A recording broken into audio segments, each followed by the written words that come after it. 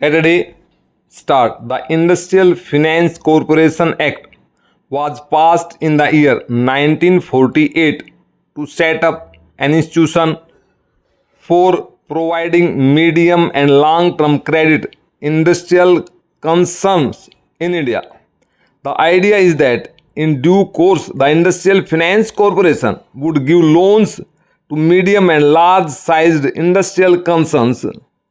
Subsequently, the State Financial Corporation Act was passed in 1951, primarily for the help of smaller industrial units. The Industrial Finance Corporation Act was amended in 1989 and 1997. The main amendments affected on the last occasion were to authorize the corporation to guarantee deferred payments in respect of import of capital goods from abroad and to enhance the corporation's borrowing powers. The House would have already noticed the significant improvement during the last year in the overall business of the corporation as revealed in its annual report for the year ended 30th June 2006, which was laid on the table of the House a few weeks ago.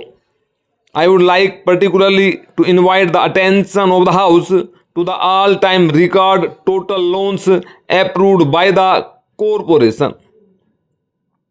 Another good feature is that out of fresh loans approved this time, the share of industries situated in relatively less industrially developed states like Andhra Pradesh, Assam, Delhi, and Rajasthan is quite sizable. The profits of the corporation during the last year have also recorded a substantial increase over that of the previous year. The corporation has been able to augment its reserve appreciably. During the last 3 years, the corporation has paid back to the central government over rupees 25 lakh on account of the subvention received by it in earlier years for the discharge of its liability to pay guaranteed dividend. The House may also be aware that for the first time since its inception, the corporation has secured a foreign exchange credit of 100 million from the development loan fund of the US government for sublending to industrial concerns in India. This will further increase the usefulness of the corporation. The progress already achieved by the corporation is substantial and the role it is expected to play in the coming 11th plan period would be a significant one. It is therefore desirable to equip the organization at this stage adequately. To serve the interest of industry in a wider field, this bill is largely intended to achieve this object. I now turn to explain briefly some of the amendments before the House. It is proposed to amend Section 23 of the Act to widen the scope of the business which the corporation may transact. The corporation is at present authorized to guarantee loans floated by industrial concern in the public market but not loans raised by such concerns from banks.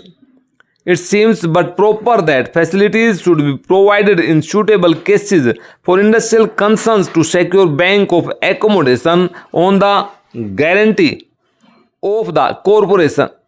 Again, the corporation now can guarantee deferred payments for import of capital goods from outside India, but it cannot guarantee deferred payments in respect of capital goods manufactured inside the country.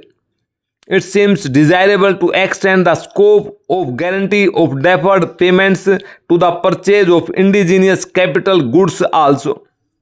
There has been a demand from business circles that the corporation should have powers to guarantee credit arrangements made by Indian industrial concerns with foreign institutions like the Export-Import Bank of the USA. It is proposed to meet the demand by authorizing the corporation to guarantee loans in foreign currency subject to the prior approval of the central government.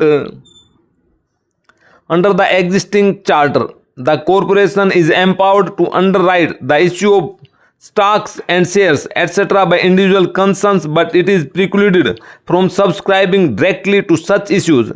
In the context of rapid industrial development of the country, industrial concerns in the private sector have to raise large amount of capital. It is felt that with the association of an institution like the Industrial Finance Corporation, industrial concerns will be in a position to raise more capital with relative ease, reducing thereby their dependence on the corporation for direct loan assistance. It is therefore proposed to amend the Act to permit the corporation to enter this new field of direct subscription to capital issues. The grant of long-term loans to industrial concerns still continues to be the most important business of the corporation.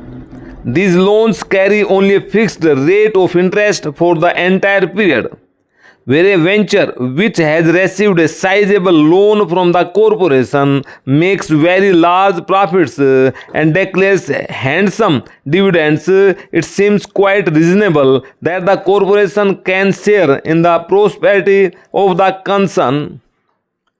To achieve this purpose, it is proposed to make it permissible for the corporation to conclude in suitably cases loan arrangements containing the option to convert loans, etc., granted by it into share capital of the loanee concern.